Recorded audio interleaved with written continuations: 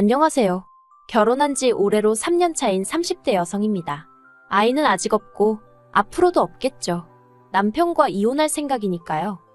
남편하고는 대학 시절부터 알고 지내던 사이였습니다. 하지만 그 당시엔 남녀 사이라기보다는 그저 좋은 오빠 동생에 불과했지요. 그랬던 저희가 본격적으로 연애를 시작한 건 남편 나이 32, 제 나이 29일 때였어요. 그때 저는 다니던 중소기업에서 운 좋게 대기업으로 이직을 했는데 새로운 환경에서 받는 스트레스가 상당했거든요. 그래서 남편에게 정신적으로 의지를 많이 했던 게 사실이에요. 그리고 그때만 하더라도 남편은 제 말에 귀 기울여주고 저를 배려해주는 좋은 사람이었죠. 그래서 결혼까지 하게 되었던 거고요. 하지만 결혼하고 반년도 되지 않아서 생각지도 못한 상황을 마주하게 되었습니다. 아버님이 하시던 공장이 재정적으로 문제가 생기면서 그 여파가 저희 신혼생활에도 미치게 된 것이었죠. 사실 아버님은 오래전부터 작은 의류 공장을 운영해 오셨는데 남편이 아버님 사업에 대해서는 딱히 얘기를 꺼낸 적이 없었기에 그저 막연히 안정적일 거라고 생각했어요. 게다가 저희가 결혼할 때 많이는 아니어도 시댁에서 5천만 원을 보태주셨거든요. 그러니 설마 몇 달 만에 공장이 그 지경이 될 거라고 누가 상상이나 했겠어요? 아버님 공장이 어렵다는 이야기를 들은 지 일주일도 되지 않았을 때 아버님께서 연락을 해오셨습니다. 그리고는 기니 할 말이 있다고 하시더니 저희가 결혼할 때 주셨던 5천만 원을 돌려달라는 거예요. 참고로 결혼 당시 저는 모아둔 돈이 7천 있었던 반면 남편은 3천의 대출이 남은 외제차 한 대가 전부였어요. 결혼 이야기는 남편이 먼저 꺼냈는데 가진 게 제 생각보다 너무 없어서 황당하더라고요. 그래서 제가 남편더러 결혼은 좀 더 준비가 되면 하자니까 돈 때문이냐며 혼자 씩씩거리더니 며칠 뒤 시부모님이 5천을 해주시기로 했다더라고요. 그래서 저는 말은 안 했지만 어머님 아버님 생각에도 아들이 장가가기엔 너무 가진 게 없어서 해주셨나 보다 싶었습니다. 그리고 이 이야기를 친정에 하니 친정 부모님께서 저도 그럼 5천은 해가는 게 좋겠다며 선뜻 5천을 내주시대요. 아무튼 그런데 이제 와서 해준 돈을 돌려달라 하시니 황당하고 어이가 없었죠. 게다가 제가 그 돈을 어디 통장에 넣어둔 것도 아니고 이미 전세 보증금으로 다 써버린 상황이었는데 말이에요. 그래서 제가 무슨 수로 그 돈을 돌려드리냐고 못 드린다고 했어요. 그랬더니 아버님께서 지금 시애비가 죽게 생겼다는데 못 준다는 소리가 나오냐면서 큰 소리를 내셨습니다. 제가 당시 결혼한 지 반년도 안 됐을 때였는데 시아버지 되시는 분이 목청을 높이시니 얼마나 놀랬겠어요.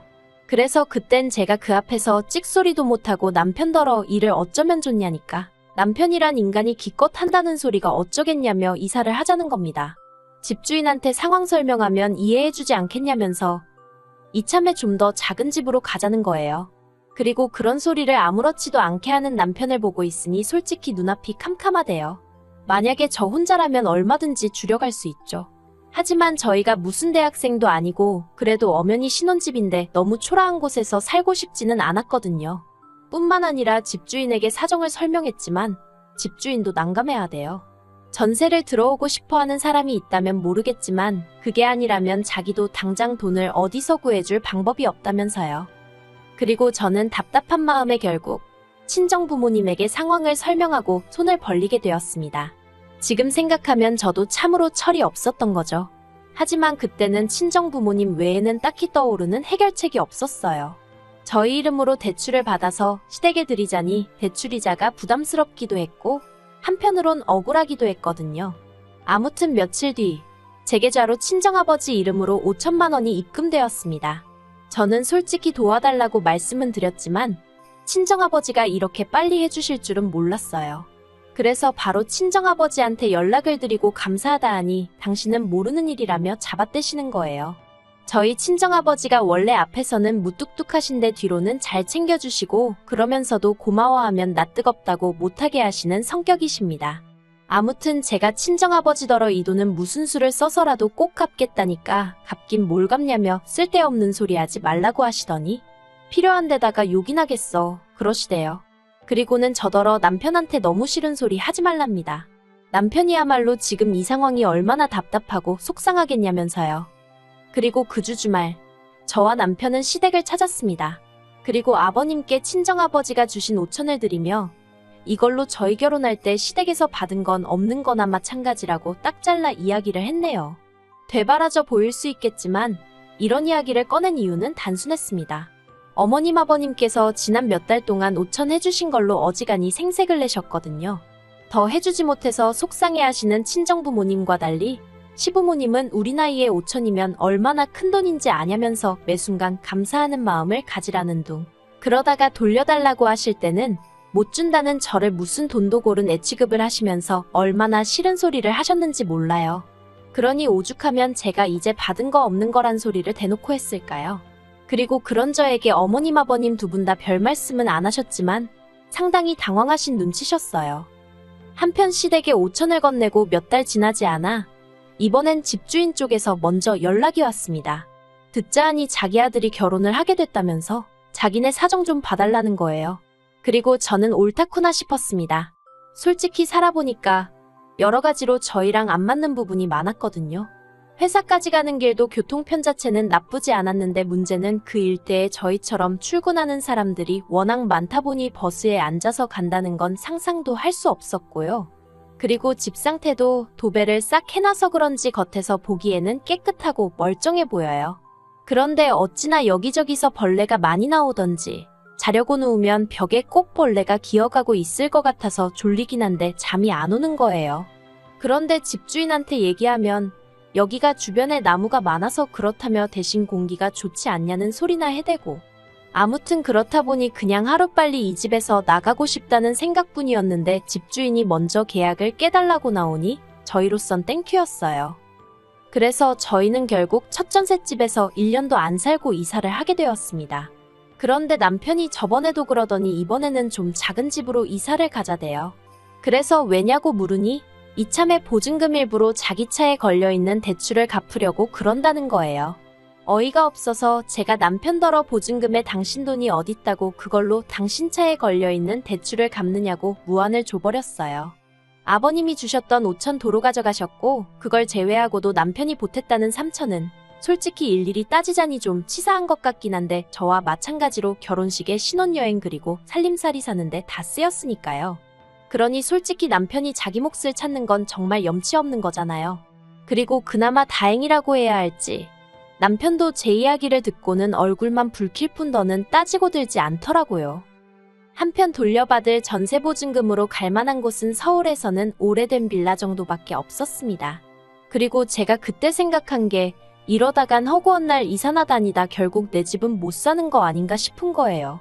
그래서 남편에게 대출을 받자고 했어요. 단 1억이라도 대출을 받아서 오래된 아파트라도 우리 명의로 된 걸 하나 마련하자고요. 그랬더니 남편이 대번에 싫답니다. 대출 받으면 이자 나가지 않냐, 그거 싫다고 자기 아버지 돈 돌려드릴 때도 쪽팔리게 장인어른한테 손 벌린 거 아니냐면서요. 그래서 그때랑 지금이랑은 명분도 다르고 상황도 다르다고 설명을 했지만 아예 들으려고 하질 않으니 소용이 없었죠. 그리고 결국 제가 그러면 냅두라고 했어요. 어차피 보증금도 다 내 돈이나 마찬가지니 대출도 내 이름으로 받겠다고요. 그러자 이번에도 남편이 설레발을 치면서 한다는 소리가 나중에 자기한테 부부니까 같이 갚아달라는 둥 어쩐다는 둥 그런 소리 하면 안 된다는 겁니다. 그래서 제가 걱정 말라고 했어요. 당신이나 나중에 같이 안 산 걸 후회하지 말라고요. 그런데 여기서 제가 이런 말을 한 건 정말 무슨 집값이 오를 거라고 기대를 했다거나 그랬던 것은 아니고요. 그냥 너무 신경질적으로 나오는 남편이 미워서 저도 한번 해본 소리였네요. 돌려받은 보증금에 대출까지 받아서 있는 대로 긁어모으니 대충 3억 정도 되었습니다.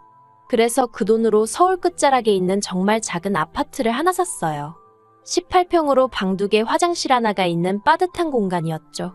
그래도 이제 이사는 안 다녀도 된다는 생각에 기뻤고 아파트를 알아보다가 알게 된 사실이었는데 지어진 지 워낙 오래돼서 재개발이 되니마니 하는 곳이었더라고요.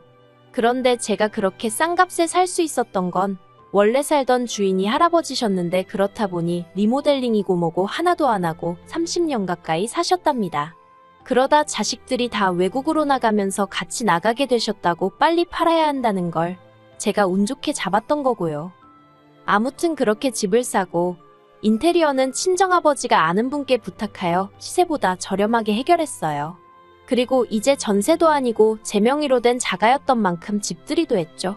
그런데 시부모님이 저희 집 현관을 들어서시면서 하시는 말씀이 이것도 집이냐고 사람을 불렀냐는 거예요. 그래도 나름대로 뿌듯한 마음으로 모신 자리였는데 첫마디가 저러니 저도 사람인데 기분이 팍 상하대요. 한 푼 보태주신 것도 없으시면서 어쩌면 말을 저렇게 하시나 싶은 게 정말이지 지금도 그때 느낀 허탈감이 얼마나 생생한지 몰라요. 하지만 제가 고작 그런 일로 이혼까지 생각하게 된 것은 결코 아닙니다. 지난 3월 저희 부부가 결혼한 지 3년째 되던 달이기도 했지요. 나름대로 우여곡절을 겪으며 벌써 3년이란 시간이 흘렀구나 싶었을 즈음이었는데 시부모님에게서 연락이 왔습니다.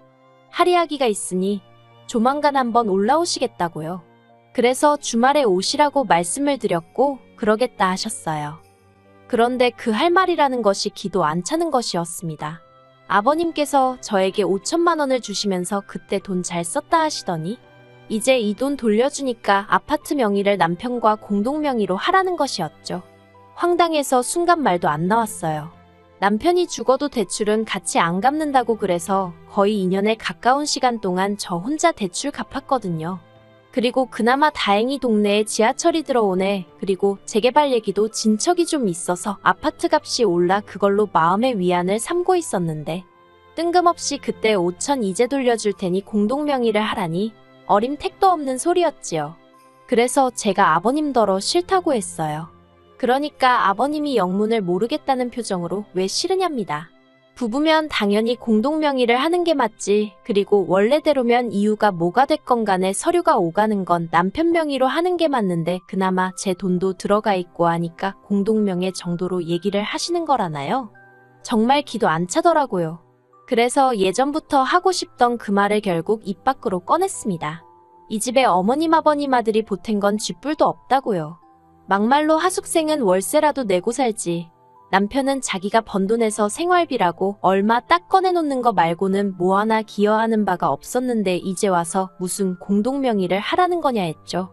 그랬더니 저희 아버님 하시는 말씀이 너 우리 아들 차 탄 적 없냐 그러시는 거예요. 저는 20살 이후로 줄곧 서울에서 살았고 그렇다 보니 늘 서울의 대중교통을 이용해왔어요. 하지만 남편과 연애를 시작한 이후로는 데이트 코스에 따라 종종 남편 차를 타게 되었고 결혼 후에는 당연히 시댁이나 친정에 내려갈 때 남편 차를 이용했지요. 그런데 아버님 말씀이 남편 차를 얻어 탔으니까 저는 할 말이 없는 거랍니다. 그리고는 아버님이 남편을 보시더니 니 차 얘랑 공동명의로 해줘라. 알겠냐 하시대요.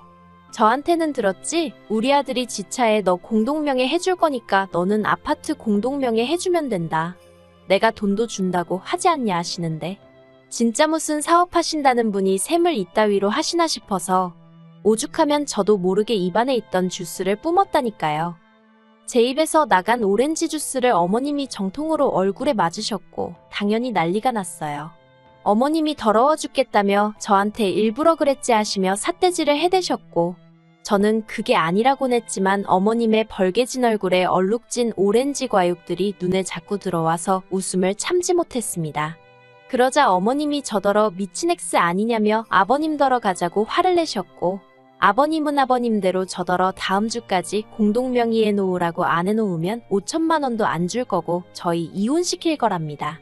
그런데도 저는 끝까지 웃음이 나오려고 해서 나중엔 억지로 웃음을 참았더니 눈물이 질질 흐르더라고요. 그리고 아버님 어머님이 돌아가시고 나자 남편한테 이게 지금 말이 된다고 생각하냐고 물었어요. 그랬더니 남편이 공동명의하는 게 돈 드는 것도 아니고 뭐가 문제냐입니다. 저만 원하면 앞으로 대출금도 같이 갚겠다면서 저더러 너무 계산적으로 사는 거 보기 안 좋다대요. 그리고 한다는 말이 대신 앞으로는 차 실컷 쓰게 해줄게 하는데 제가 됐다 그랬습니다. 계산적이나마나 나는 그 5천 안 받아도 그만이고 대출도 혼자 갚아도 되고 차도 내가 한 대 뽑으면 뽑았지 공동명의할 생각 없다고 했어요. 그랬더니 남편이 너 진짜 그럴 거냐면서 아버지가 우리 이혼시킨다는데 그래도 상관없냐입니다. 그래서 제가 남편더러 아버님이 나랑 이혼하란다고 진짜 이혼할 거냐고 물었어요. 하란다고 하는 인간이면 나야말로 같이 살기 싫다고요. 그랬더니 남편이 자기는 부모님 말씀은 거역 못한답니다. 그래서 제가 그러면 별 수 없네 하니까 남편이 저더러 이기적이라며 너무한다더니 후회 안 하냐대요. 고작 이깟 코딱지만한 아파트 때문에 이혼 엿딱지부터도 상관없냐면서요. 그래서 이깟 코딱지만한 아파트라고 해도 너보다 낫다고 해버렸어요. 그랬더니 남편이 저더러 마음대로 하라면서 지 짐 싸서 나갔습니다. 내일은 남은 짐도 다 챙겨서 이혼 서류랑 같이 시댁에 보내버리려고요.